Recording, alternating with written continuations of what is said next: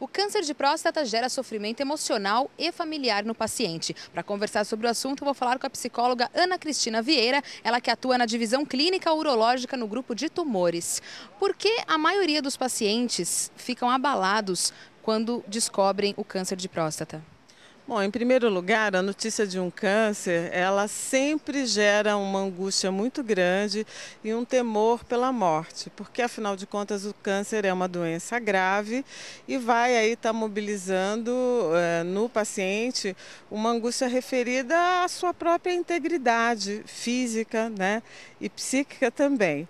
Em se tratando de câncer de próstata, o que nós temos observado no cotidiano, à medida em que assistimos e recentemente pudemos verificar numa pesquisa, é que a próstata é um órgão que tem representações muito ligadas à sexualidade. Então, muitos homens acreditam que a boa saúde da próstata está relacionada a uma vida sexual bem-sucedida, enfim, a um desempenho sexual satisfatório.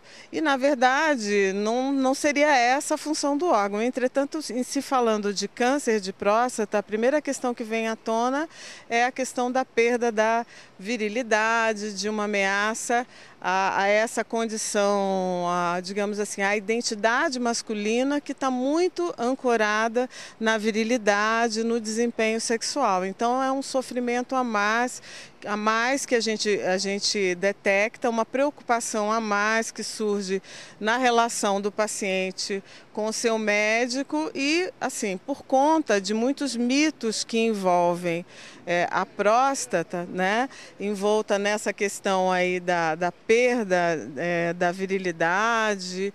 O que acontece é que a gente observa que os homens têm muita dificuldade em se aproximar para a detecção precoce, visto que as campanhas nem sempre são bem-sucedidas, e também para o tratamento específico do câncer de próstata, que é um câncer curável se detectado precocemente na sua fase inicial, quando localizado somente na próstata.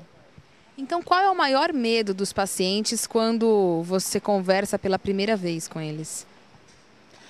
Na verdade, o que a gente observa é que nessa primeira conversa, quando há um encaminhamento para atendimento psicológico, né, o temor ele vai estar girando sempre em torno da sexualidade, né? São questões relacionadas a quais as sequelas para o tratamento cirúrgico, se o paciente é encaminhado para radioterapia, se vai haver muitas alterações corporais, se também haverão sequelas, e muitos pacientes evitam o tratamento já imaginando, né, que o tratamento vai trazer sequelas não só relacionadas à sexualidade, mas à imagem corporal.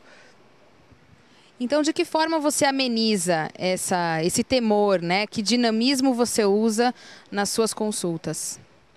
Olha, na verdade, a notícia de um câncer, de uma doença grave, né, o câncer de próstata em si só, quando o paciente recebe essa notícia, muitas vezes já acontecem alterações no seu cotidiano, no sentido dele não conseguir mais trabalhar, muitas vezes o relacionamento sexual ele já é afetado não pela doença em si, mas pelo estado emocional do paciente que passa a vivenciar uma situação de depressão, de luto pela perda da sua condição de saúde e se vê ameaçado também da perda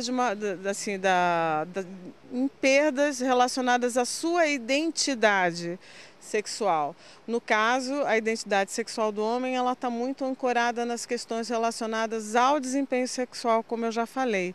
Então, a primeira abordagem é sempre discutir um pouco para compreender como para aquele sujeito, né, para aquele homem que recebeu esse diagnóstico, como ele vê, como ele entende e que representações ele tem em torno dessa doença e do tratamento. Um dos aspectos que a gente nota é uma total desinformação em relação às possibilidades de tratamento para o câncer de próstata, né? Então, apesar de da gente observar na mídia campanhas e muito interesse em torno do tema, o homem que recebe essa notícia se vê tomado de uma angústia e muitas vezes vai se remeter a informações que não são informações médicas, né, que não tem a ver com as reais possibilidades de tratamento e de cura. É um câncer curável na sua fase inicial, quando ele está localizado apenas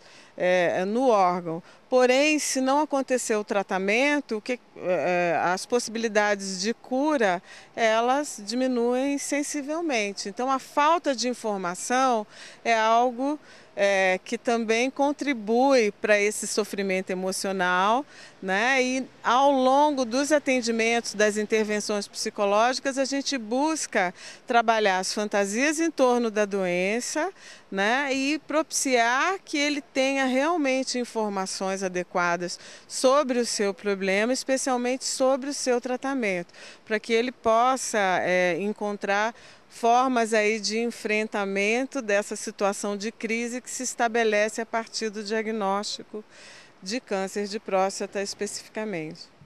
Além do paciente, é importante os familiares também participarem de algumas consultas? Bom, se os temores estão relacionados às sequelas dos tratamentos, né, para o câncer de próstata, né, a gente pode imaginar o que significa para um homem maduro, chefe de família, receber essa notícia. Então, muitos, às vezes, não querem participar com seus familiares dessa notícia. Alguns têm dificuldade de estar falando, de estar levando esse diagnóstico para o seu familiar e de estar recebendo apoio dessa família.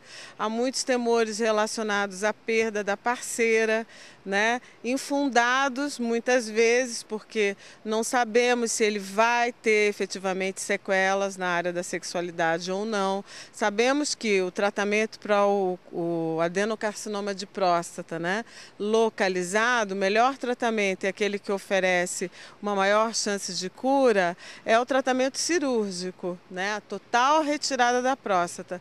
Porém, a cirurgia, né, em função da localização da próstata, ela pode deixar sequelas.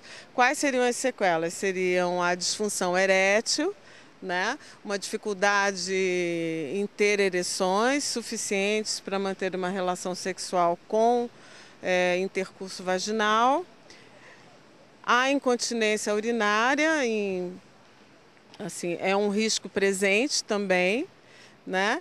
E muitas vezes conversar sobre isso gera uma angústia e muitos preferem não falar, né? Ter esse momento mais solidário, mas a presença da família é fundamental, porque em contrapartida a gente nota que a maior parte dos homens só buscam assistência médica, só buscam a assistência de um urologista quando são encaminhados, muitos são trazidos por suas esposas, por suas filhas, né? Parceiras e outros familiares, irmãs.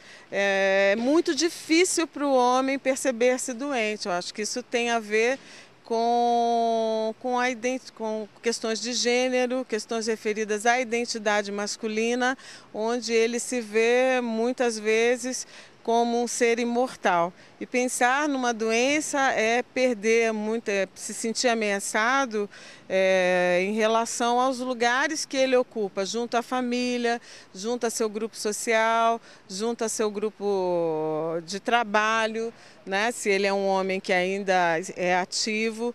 Assim, falo dessa forma porque o câncer de próstata ele atinge, na sua grande maioria, homens maduros. É um câncer considerado câncer da terceira idade, porque ele acomete, em sua grande maioria, homens idosos. Mas, na última pesquisa que eu fiz,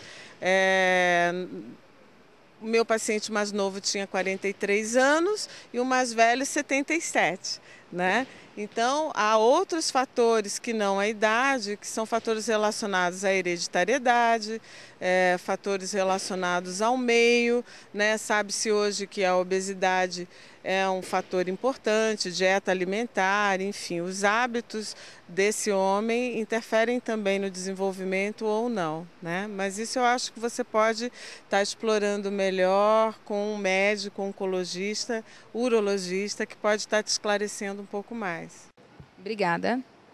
O câncer de próstata ele é assintomático e só diagnosticado através do exame de toque do PSA, onde será tratado de forma precoce.